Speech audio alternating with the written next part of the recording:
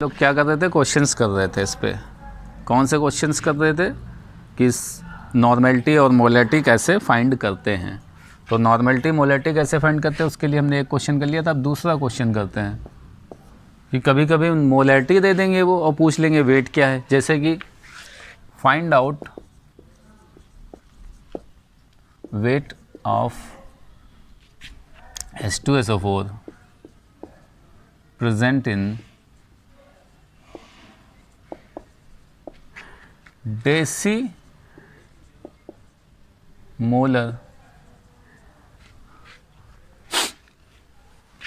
solution. Find out weight of H2SO4 present in decimolar solution 250 decimolar 250 ml decimolar solution. ऐसे पूछ लेंगे find out weight of H2SO4 present in 250 ml decimolar solution. तो यहाँ पे देखो, अब ये डेसीमोलर क्या होता है। डेसीमोलर, अब ये हमें पता हो क्वेश्चन सॉल्व हो जाएगा, क्योंकि यहाँ पे वॉल्यूम हमें बता दिया उन्होंने और कंपाउंड भी बता दिया कौन सा है। कंपाउंड कौन सा है, H2SO4 है। तो यहाँ पे जो जो हमें क्वेश्चन में गिवन रहता है सबसे पहले उसको लिख लिया करो, क्वेश्चन आराम से सॉल्व हो जाएगा। तो इसका सॉल्यूशन कैसे निकालेंगे। H2SO4 मॉलिक्यूलर वेट हमें देखो पता चल जाएगा क्या, 98। वॉल्यूम सॉल्यूशन का 250 ml हो गया।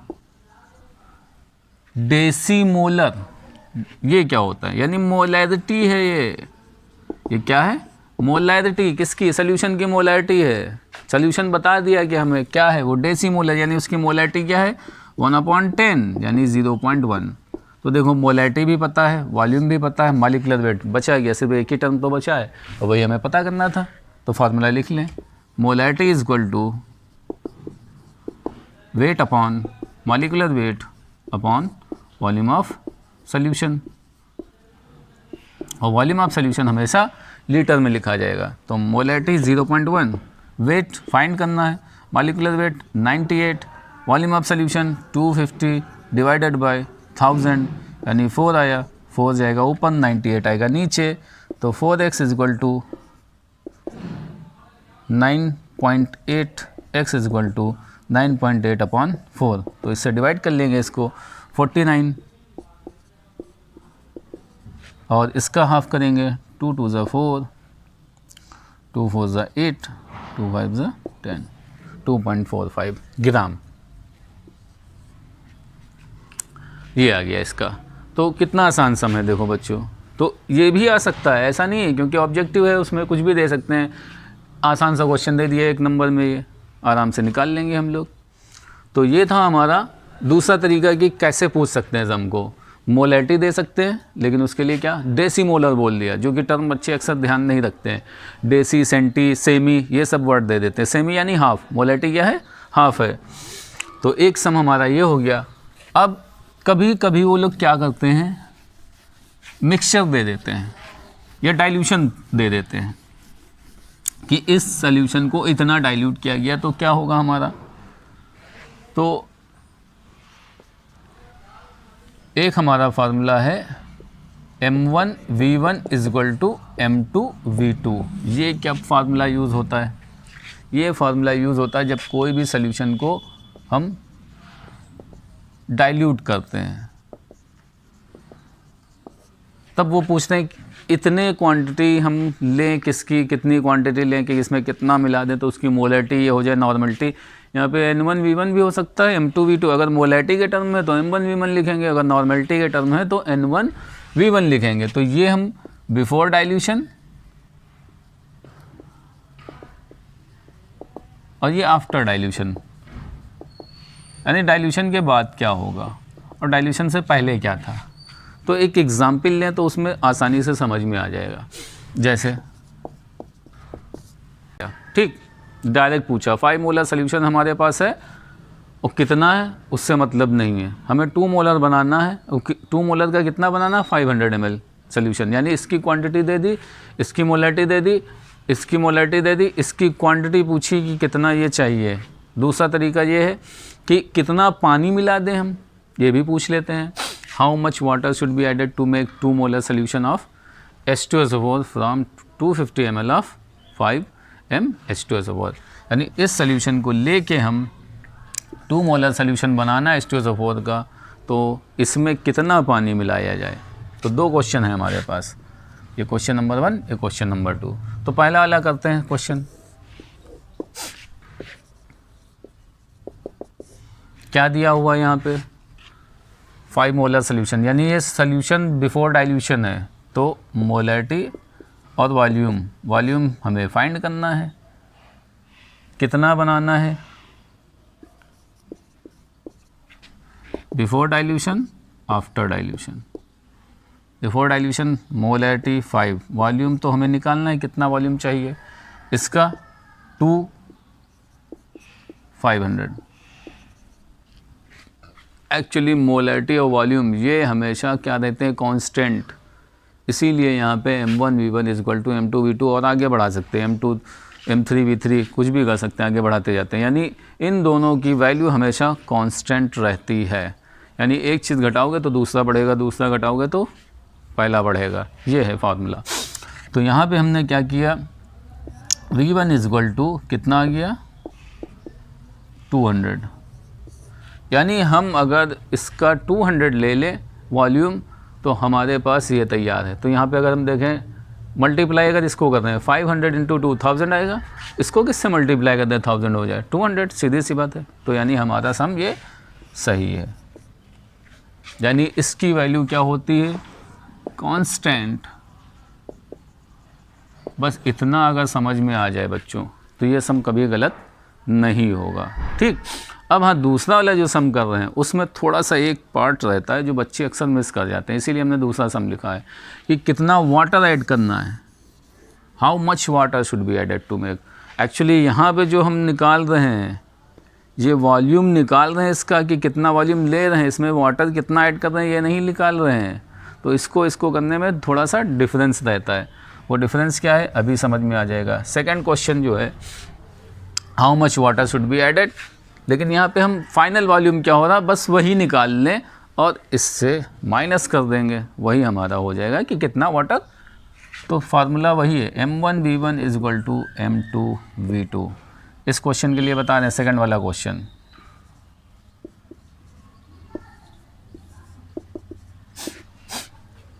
बिफोर डाइल्यूशन और after dilution. m1 v1 250 into 5, m2 v2 ये रहा बनाना है 2 मोलर, कितना वॉल्यूम हो जाएगा। तो क्या किया यहाँ से v इक्वल टू क्या होगा 250 1250 डिवाइडेड बाई 2 625, ये हो गया। ये हुआ हमारा फाइनल वॉल्यूम। ये एक्चुअली क्या है फाइनल वॉल्यूम, ये वाटर नहीं है। तो वाटर कितना ऐड करेंगे, इनिशियल वॉल्यूम क्या था 250, ये कितना है 625, बस माइनस कर देंगे। Water needed is equal to 625 minus 250, तो यहाँ से आ जाएगा हमारा, माइनस करेंगे 5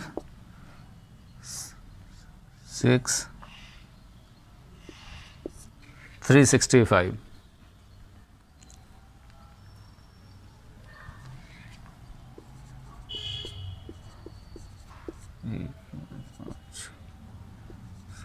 $375।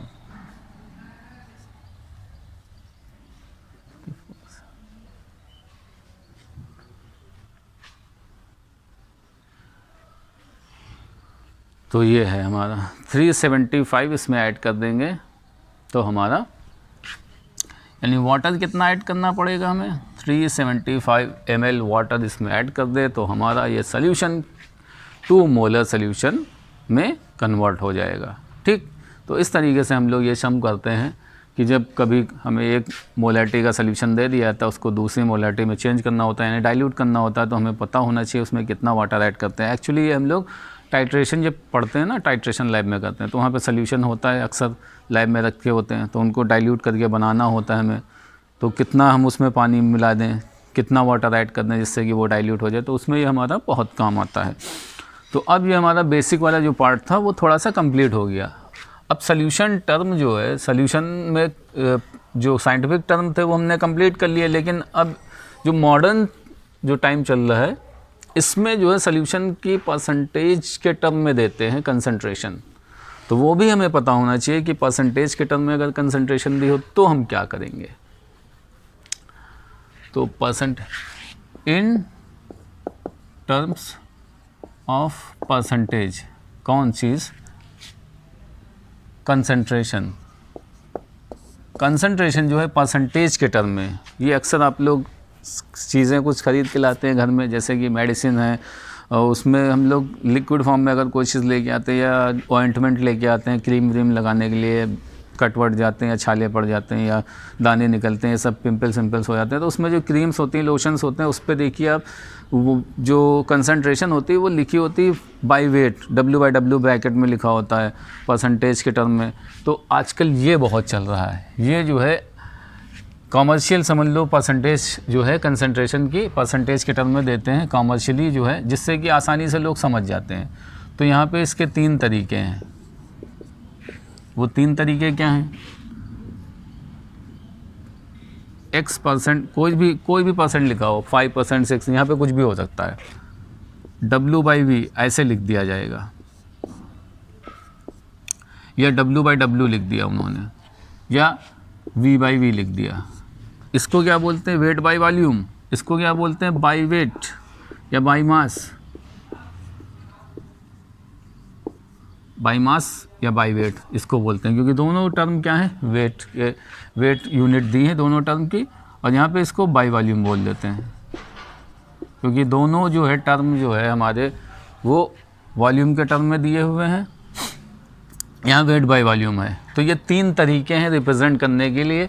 यहाँ पे X% कोई भी दे देंगे कि 5% है, 10% है, आगे ब्रैकेट में लिखा होगा W/W, यहाँ पे ऐसे ही दे दिया X% है, ब्रैकेट में लिख दिया V/V। तो इससे हम समझें क्या? तो सबसे मेन है समझने का काम है कुछ नहीं यहाँ पे, बस आपको इतना ध्यान देना है कि ऊपर क्या लिखा है, नीचे क्या लिखा है। ऊपर वाला टर्म हमेशा सॉल्यूट को रिप्रेजेंट करता है और नीचे वाला टर्म हमेशा सॉल्यूशन को रिप्रेजेंट करता है।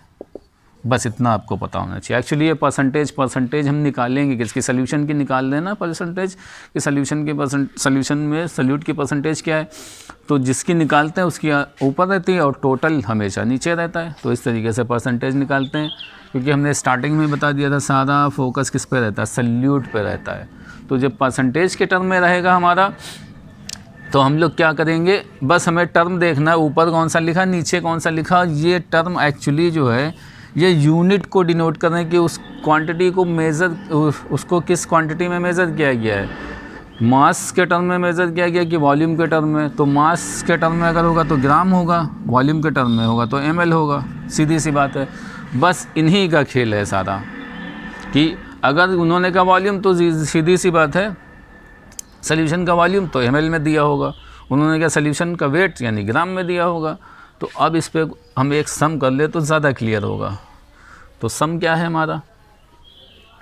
सम ये है कि एग्ज़ाम में वो लोग दे देते हैं सम परसेंटेज के टर्म में, कि एक हमारा जो है क्वेश्चन दिया है उन्होंने 5% H2SO4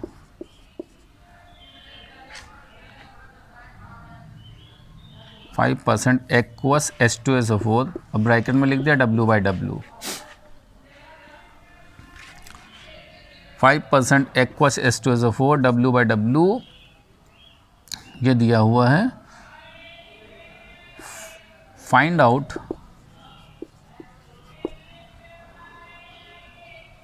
molarity and molality if density of solution is 1.1 ग्राम पर सेंटीमीटर क्यूब। ये क्वेश्चन है।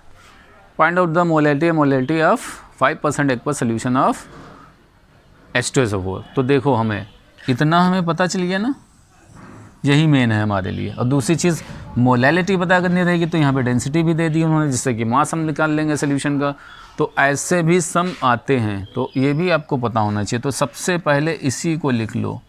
इसका मतलब क्या हुआ, सबसे मेन यही है। अगर आपने इसको सही से रिप्रेजेंट कर लिया तो ये सम हो जाएगा। 5% एक्वस सोल्यूशन किसका, H2SO4।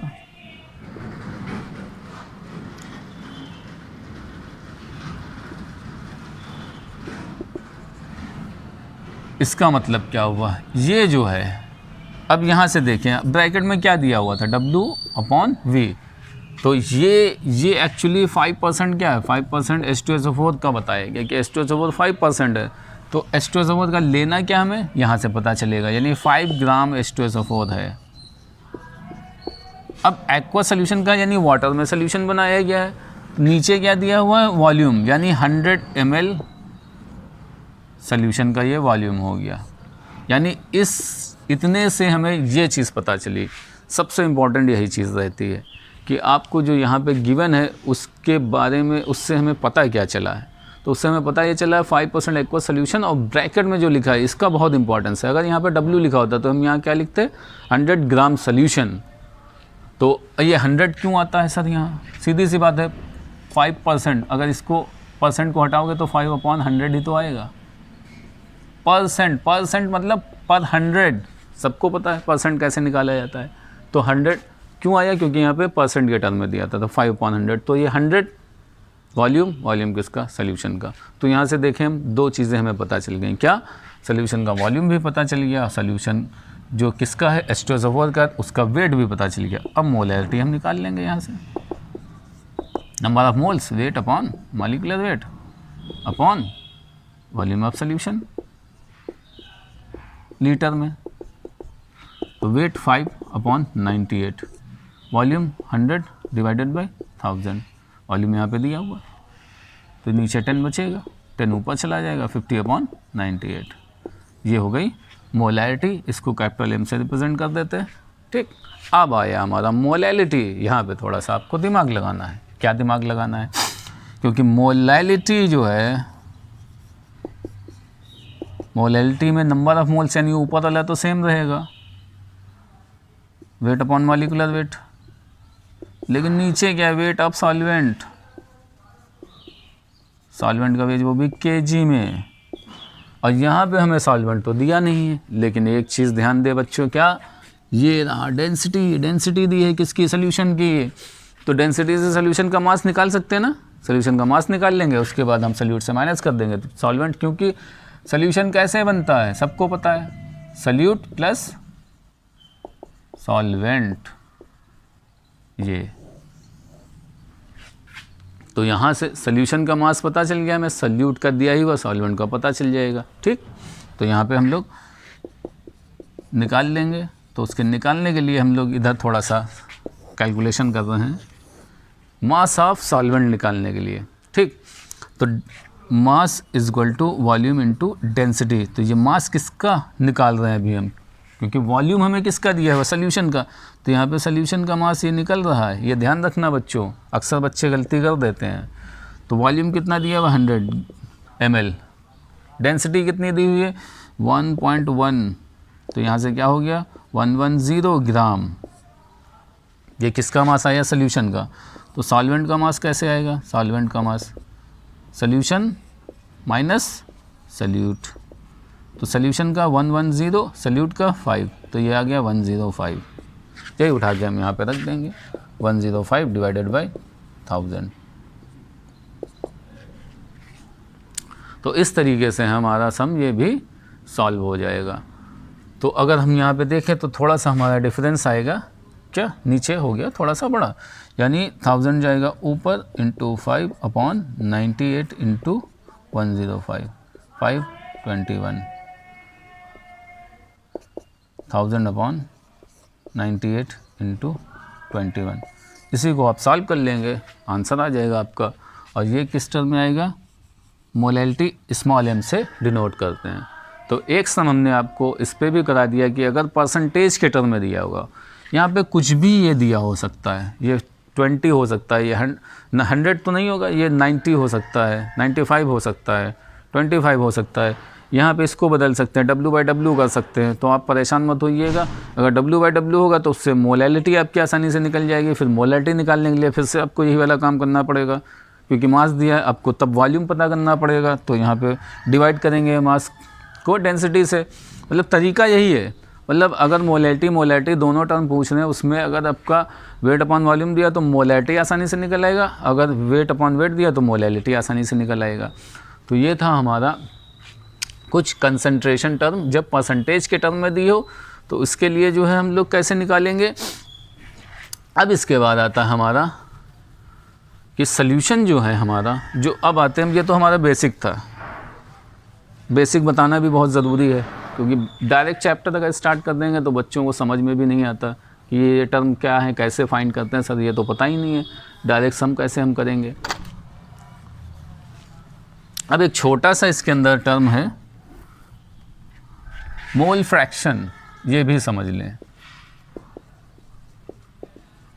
Mole fraction. और ये इम्पॉर्टेंट टर्म है, क्योंकि हमारा राउल्ट्स लॉ जो पढ़ेंगे, हेनरी लॉ पढ़ेंगे, और क्या नाम है, खाली मोल फ्रैक्शन भी पूछ लिया जाता है। राउल्ट्स लॉ और हेनरी लॉ, दोनों लॉ में हमारा मोल फ्रैक्शन से ही रिलेटेड है सारा जो लॉ है दोनों। तो मोल फ्रैक्शन अगर हमको निकालना नहीं आता होगा तो हमारा सम नहीं हो पाएगा। तो मोल फ्रैक्शन एक्चुअली है क्या, सिंपल सी बात है, मोल का फ्रैक्शन कितना आसान है। यानी हमने कोई 1 2 3 कोई भी कंपोनेंट ले लिए, 3 कंपोनेंट, इनकी कोई भी क्वांटिटी ले लेंगे, तो इनके नंबर ऑफ मोल्स बस हमें पता चल जाए, हम मोल फ्रैक्शन निकाल लेंगे। तो मोल फ्रैक्शन है कुछ नहीं, मोल फ्रैक्शन को x से डिनोट करते हैं, जिसके निकालने a के निकालने a के लिख लिया। तो क्या है रेशियो एक्चुअली यह है क्या, फ्रैक्शन कैसे निकालते हैं हम, रेशियो से निकालते हैं। तो इसकी क्वांटिटी कितनी प्रेजेंट है, इसके नंबर ऑफ मोल्स जिसके फाइंड करने हैं, उसके number of moles upon total number of moles. यानी नीचे क्या रहेगा, Na + Nb + Nc, ये रहेगा नीचे। तो जिसके नंबर ऑफ मोल्स निकालने हैं उसके नंबर ऑफ मोल फ्रैक्शन, जिसके मोल फ्रैक्शन निकालने हैं, मोल फ्रैक्शन ऑफ ए यानी number of moles of A upon total number of moles. तो बी के निकालने हैं तो Nb upon Na + Nb + Nc। ये बहुत आसान है, बहुत ही आसान टर्म है। तो मोस्टली हमारे यहाँ जो कोर्स में है वो 2 ही वाला है, बाइनरी सॉल्यूशन। बाइनरी यानी 2 कंपोनेंट्स उसके अंदर होंगे। तो उसके लिए एक चीज़ और याद रखें हम, क्या, अगर 2 कंपोनेंट्स है यानी बाइनरी सॉल्यूशन, तो वहाँ पे एक हमें XA + XB = 1, इसका भी बहुत यूज़ होता है हमारा। एक्चुअली फ्रैक्शन का मतलब क्या होता है, सबको, सारे फ्रैक्शन को सम करोगे हमेशा क्या आता है, होल नंबर आता है बस। क्योंकि हम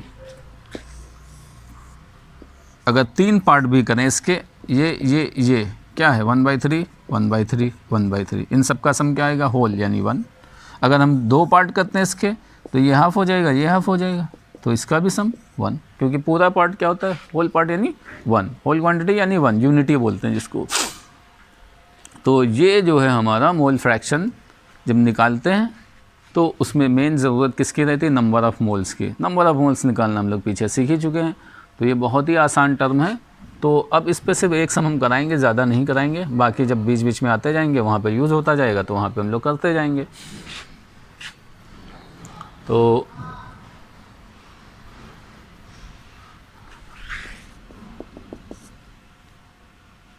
नाइन ग्राम of water,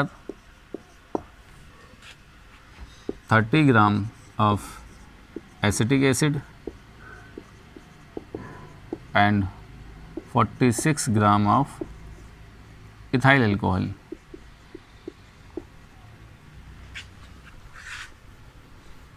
इनको सबको क्या किया, मिक्स कर दिया गया।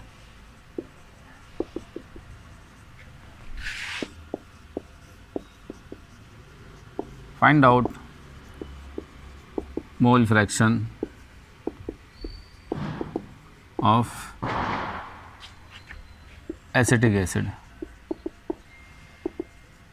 एग्ज़ाम में कुछ भी पूछ सकते हैं, 3 कंपोनेंट अलग अलग दे दिए, तीनों के पूछ, लेकिन अब ऑब्जेक्टिव होगा तो उसमें एक ही का किसी का पूछ लेंगे, वाटर का पूछ सकते हैं, एसिटिक एसिड, एथाइल अल्कोहल किसी का भी पूछ सकते हैं। तो हमें जैसे एसिटिक एसिड का निकालेंगे वैसे इनका सबका निकलेगा। तरीका एक ही है, क्या, सबसे पहले हमें क्या करना पड़ेगा, नंबर ऑफ़ मोल्स निकालने पड़ेंगे। किसके, सबके नंबर ऑफ़ मोल्स। तो number of moles of water क्या होगा, weight upon molecular weight. Weight कितना है 9, मॉलिक्यूलर वेट कितना होता है 18, 0.5। Acetic acid, number of moles of acetic acid, weight 30, molecular weight acetic acid का फार्मूला होता है CH3COOH, 12 12 24 32 4, यानी हो गया 60, 30/60, तो ये भी आ गया 0.5। Ethyl alcohol C2H5OH, 24 + 16 + 6 46, ethyl alcohol 46 / 46 1। तो सबके नंबर ऑफ मोल्स निकाल लिए। अब किसी का भी मोल फ्रैक्शन निकालना हो कोई प्रॉब्लम नहीं होगी, क्या, mole fraction of acetic acid, तो number of moles of acetic acid upon total number of moles.